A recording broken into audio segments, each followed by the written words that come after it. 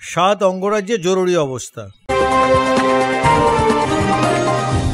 ভয়াবহ তুষারঝড়ের কবলে ভার্জিনিয়া সহ যুক্তরাষ্ট্রের পূর্বাঞ্চল। তুষারঝড়ের কারণে দেশটিতে ১৫০০-এর বেশি ফ্লাইট বাতিল হয়েছে।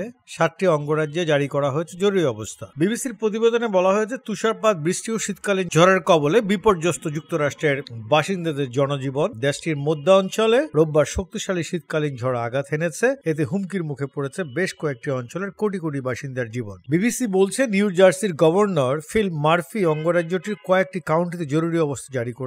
এর আগে Kansas, Missouri, Kentucky, Virginia, West Virginia ও আরকানসাসে জরুরি অবস্থা জারি করা হয়েছে। ঝড়ে ক্ষয়ক্ষতি এড়াতে বন্ধ রাখা হয়েছে অঙ্গরাজ্যগুলোর প্রধান সড়ক। এছাড়া বিদ্যুৎ সংকট দেখা দিয়েছে কয়েকটি এলাকায়। কয়েকটি অঙ্গরাজ্যের স্কুল ও সরকারি অফিসে তালা ঝুলানো হয়েছে। তুষার ঝড়টির আর্কটিক থেকে এখন যুক্তরাষ্ট্রের মধ্য অঞ্চলের দিকে এগিয়ে যাচ্ছে। শনিবার দেশটির জাতীয় আবহাওয়া বিভাগ জানিয়েছে, এবার তুষারপাত 38 সেন্টিমিটার পৌঁছতে পারে, যা গত এক দশকের মধ্যে সবচেয়ে ভারী তুষারপাতের ঘটনা। যুক্তরাষ্ট্রের ন্যাশনাল ওয়েদার সার্ভিসেসের বরাত দিয়ে আন্তর্জাতিক বিভিন্ন গণমাধ্যম বলেছে, ঝড়টি যুক্তরাষ্ট্রের মাঝামাঝি থেকে শুরু হয়েছে এবং আগামী কয়েকদিনের মধ্যে পূর্ব দিকে সরে যাবে। পূর্বাভাস অনুযায়ী সোমবার 6 জানুয়ারি পর্যন্ত যুক্তরাষ্ট্রের পূর্বাঞ্চলের অর্ধেক এলাকাকে আর্কটিক বাতাসের গভীর বরফের মধ্যে নিমজ্জিত করবে বিশাল এই ঝড়, যার গতিপথের মধ্যে রয়েছে 6 কোটিরও বেশি মানুষ। কেন্দ্রীয় সমভূমি থেকে মধ্য আটলান্টিক পর্যন্ত অঙ্গরাজ্যগুলোতে বরফ, তুষার ও ঝড় বৃষ্টির সতর্ক বার্তা দিয়েছে NWS। একটি ট্র্যাকিং ওয়েবসাইটে উদ্ধৃতি দিয়ে বিবিসি জানিয়েছে, ঝড়ের প্রভাবে এরই মধ্যে যুক্তরাষ্ট্রের 2000-এরও বেশি ফ্লাইট বিলম্বিত হয়েছে এবং অন্তত 1500 ফ্লাইট বাতিল করেছে।